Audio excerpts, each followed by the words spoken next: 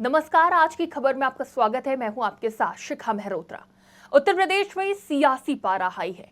आज संपूर्ण क्रांति के लोकनायक जयप्रकाश नारायण की जयंती है, जिसके चलते सपा प्रमुख अखिलेश यादव हर साल की तरह इस बार भी जेपी एनआईसी जाकर वहां पर जयप्रकाश नारायण की प्रतिमा पर श्रद्धा सुमन अर्पित करने वाले थे। लेकिन उससे पहले ही प्रशासन ने उन्हें रोकने के लिए वहां पर टीन की ऊंची दीवार बनाकर सपा को रोकने का इंतजाम किया। इसके बाद एक बार फिर जेपीएनआईसी खबरों की सुर्खियों में छा गया। आखिर क्या है जेपीएनआईसी के पीछे की राजनीति? आखिर क्यों अखिलेश यादव को जेपीएनआईसी जाने से रोका जा रहा है और क्यों सरकार और अखिलेश यादव आमने सामने हैं? चलिए आपको बताते हैं।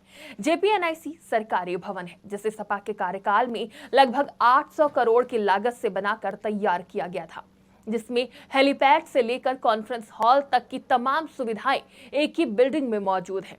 लेकिन जब से सपा सरकार गई और भारतीय जनता पार्टी की सरकार उत्तर प्रदेश में काबिज हुई, उसके बाद से जेपीएनआईसी बिल्डिंग बंद पड़ी है और खंडहर में तब्दील होती जा रही है। हालांकि सपा सरकार में इस बिल्डिंग में कई आयोजन हुए, लेकिन भारतीय जनता पार्टी की सरकार में इसमें कोई झांकने तक नहीं जाता। हालांकि 7 सालों में एक बार जरूर अखिलेश यादव इस भवन परिसर में जाते रहे हैं। 11 अक्टूबर को यानी जयप्रकाश नारायण की जयंती के अवसर पर अखिलेश यादव हर साल सपा कार्यकर्ताओं के साथ यहां पहुंचते और जयप्रकाश नारायण की प्रतिमा पर माल्यार्पण कर उन्हें श्रद्धा सुमन अर्पित करते हैं। लेकिन पिछले साल से जेपीएनआईसी राजनीति का बड़ा केंद्र बना हुआ है, क्योंकि पिछले साल भी जयप्रकाश नारायण की जयंती के अवसर पर जब अखिलेश यादव जेपीएनआईसी पहुंचे तो उन्हें प्रवेश करने से रोक दिया गया, जिसके बाद सपा कार्यकर्ताओं ने काफी हंगामा किया और अखिलेश यादव दरवाजा फांदकर अंदर पहुंच गए और उन्होंने जयप्रकाश नारायण को पुष्पांजलि अर्पित कर नारायण को श्रद्धा सुमन अर्पित किए।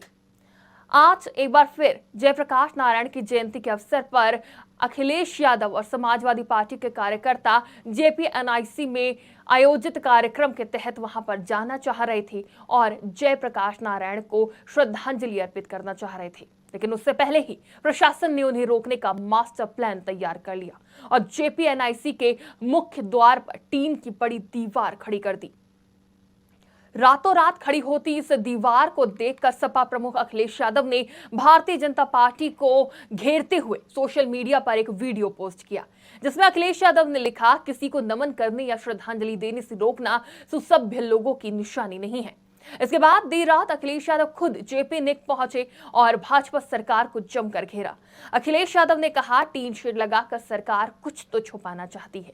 यह पहली बार नहीं हो रहा, ऐसा हर बार कार्यकर्ताओं को रोकने का प्रयास किया जाता है। जहां समाजवादी पार्टी जेपीएनआईसी में जाकर जयप्रकाश नारायण को श्रद्धांजलि अर्पित करना चाहती है, तो वहीं एलडीए की तरफ से जेपीएनआईसी को निर्माणाधीन बताया गया। एक लेटर जारी किया गया जिसमें बताया गया कि अंदर सामान बिखरा हुआ है, सुरक्षा की दृष्टि से प्रवेश वर्जित किया गया है।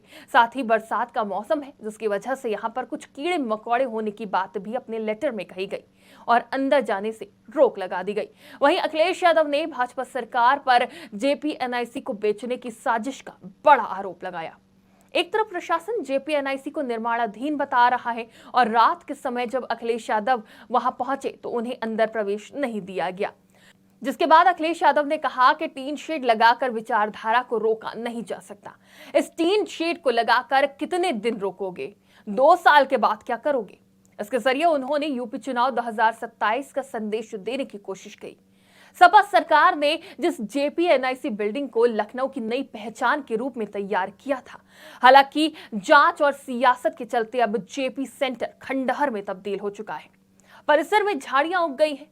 दरअसल सपा शासनकाल में साल 2012 में इंडिया हैबिटेट सेंटर की तर्ज पर जयप्रकाश नारायण अंतर्राष्ट्रीय केंद्र का निर्माण शुरू हुआ था। साल 2017 तक इस पर करीब 860 करोड़ रुपए खर्च हो चुके थे। रियल एस्टेट कंपनी शालीमार ने इसका निर्माण किया। 17 मंजिल की इस इमारत में पार्किंग, जेपी नारायण से जुड़ा एक museum, badminton court, lawn tennis खेलने की व्यवस्था के साथ ही यहाँ पे ऑल वेदर स्विमिंग पूल भी बनाया गया। इसके अलावा करीब 100 कमरों का एक बड़ा गेस्ट हाउस भी तैयार किया गया। खास बात यह है कि 17वीं मंजिल पर एक हेलीपैड बनाया गया। साल 2017 तक जेपी सेंटर का करीब 80% काम पूरा हो गया था।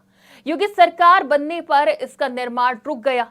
निर्माण कार्य में गड़बड़ी मिलने पर योगी सरकार ने जांच बैठा दी।